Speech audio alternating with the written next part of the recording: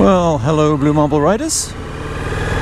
Just on my way home from work, and I thought I'd talk to you today about boots.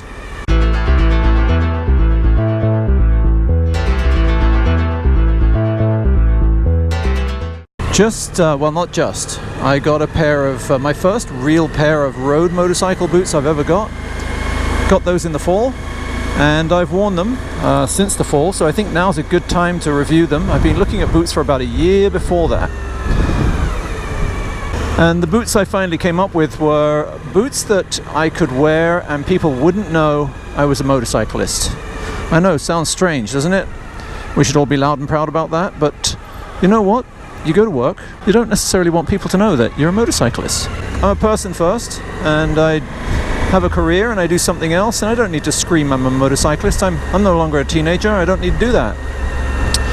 So I wanted something that could fit in, be practical, use at work, and at the same time be safe and practical for a bike.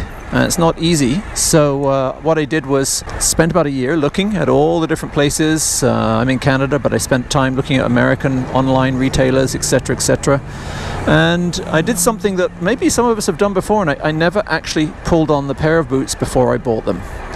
Knowing that there was a good return policy at the shop that I got them from, I went ahead, measured my foot, went through their rigmarole of purchasing according to their guidelines as to what my foot size would be, and put them on, and ended up getting some TCX boots. TCX, unfortunately called the TCX Hero.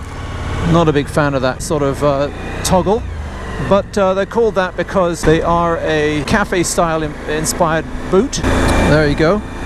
Okay, and as you can see, they're leather upper, and they've got a nice sole that is stitched on, and that's really important that you get a stitched on sole whenever you get one of these sorts of boots with a leather upper and not a glued on sole. One, it's replaceable, and two, it will last much longer.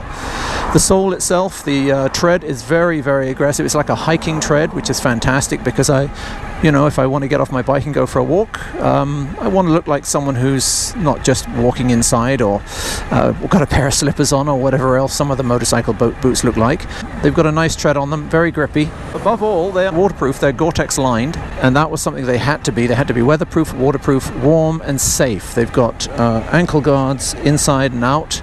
They've got shift covers on both boots, so they're symmetrical. If you look down, it looks like a styling edition. If you look at my non-gear one there, you'll see that it's got a flap of leather over it, just like the left boot does. If I hold my left boot out there, you can see it. So it looks symmetrical. That was nice. I don't like the boots where you got one on one side and nothing on the other.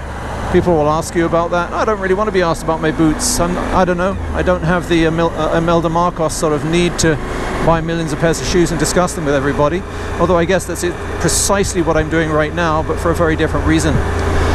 So the leather, I like leather shoes. Leather's a really durable material, believe it or not. I don't think it's been beaten actually in some respects. With the Gore-Tex lining, they're waterproof. These are very warm.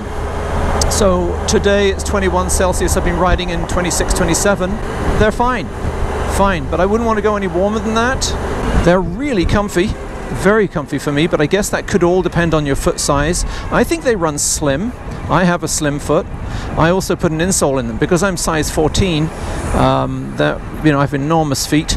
They're long, narrowish, and so I have an extra insole inside, and it's a thermal one, so that might add to the warmth comfort of them. They certainly feel plush when you walk on them. They feel great. They feel just like a normal shoe. They have protection in the toe, protection in the heel, protection in the ankle, protection in the arch. They're very solid that way. They're full protection boot. So I'm really impressed with them. The real positive thing, there's a slightly cheaper one from TCX that they sell, which looks almost identical, except it does not have one critical feature which I wanted. I do not want to be bothered with these laces all the time, untying them, tying them up, etc., etc. I want to be in and out of my boots really quickly, and so down the sides, if you take a look now, you can see that there's a zipper and a flap, and you literally undo the flap, pull the zipper down, and off comes the boot that easily. Getting them on, my only negative about them, they don't have a loop at the back that you can really get your finger through and haul them up over your foot and onto your ankle. My other boots, which were non-motorcycling boots, which I wore for years, all my friends laughed at me because they were like sheepskin slippers. They were lovely, but they offered absolutely no protection. I used to dirt bike in them. Crazy, really. These don't have that loop, that pull-on loop, which I really think that all boots should have. It just would make it so much easier. However, as these have broken in, and they are broken in now, they have got progressively easier and easier to get on. But at first it was a question of pinching the both sides of the leather, either side of the ankle, between your thumb and forefinger, holding as tight as you could and pulling hard, wiggling and spushing and, you know, all the rest of it. And I thought, God, a loop would be so much easier. They fit me like a glove. They've sort of bonded and shaped to my ankle just the way that leather does. So what do these boots look like up close? Well, here they are. It's the TCX Hero is what it's called. As I said, I don't particularly like the name, but the things that I like to point out are, got ankle protection. You've got the, these are what I'm talking about as far as the reinforcement patches for, you know, there's obviously the gear change. This has been 6 months wear, rain or shine, and it's doing really well. I suspect if you weren't size 14, that this patch would be further back and your gear shift would be centered better on there. But nevertheless, it's done pretty well for me.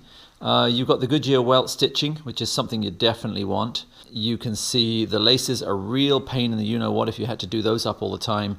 Consequently, the Hero has the zipper on the side, and as you can see, it's gusseted here, so there's no way any water can get in. So is the tongue. There's a gusset either side. I don't know if I'm doing a very good job one-handed holding this camera, but there's a gusset that runs around. You can see it, my thumb is kind of pointing at it there.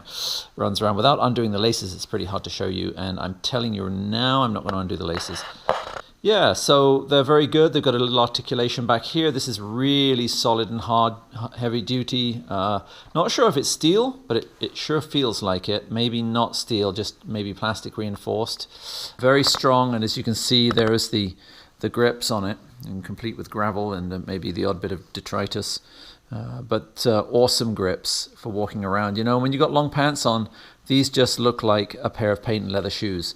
The price, some of you will balk. I don't know if you will, but some of you will balk at it. It's $332 from Fort 9, Canada. That's Canadian. Can you go cheaper? Yes, you can. You can get the same boot almost by TCX. It's called the X Blend. And the only thing it doesn't have is the zipper up the side. And so for $30 less, about $295, you can get the X Blend, which again is waterproof. Yep, there's the waterproof sticker right there. You can see it, I think. And they're lined with Gore-Tex, so it doesn't matter how wet the leather would get, it's not going to get through to you because of the Gore-Tex. The X Blend is also waterproof, doesn't have the zipper on the side, so you would have to do the laces the whole time. For me, that's it's worth $30 to get these. For you know, if you're just using your bike for pleasure, you're not commuting, and you want the look, and you don't really care about the extra. Let's face it, 10 minutes, no, all right, 5, doing this thing up, doing those boots up, then sure, go for $30 less. But anyway, I would like to thank Ingrid Berg here for being my sidekick and staging these boots for me. Thank you, Ingrid. Valves are coming off, Ingrid, soon, any second, actually, tomorrow. I'm going to take a look at them, take them off, and do my valves and get her back out again. I'm really already missing her, and it's only been a week. Thanks for watching, folks, and don't forget to like, share, and subscribe if you like this. BlueMarbleRider out.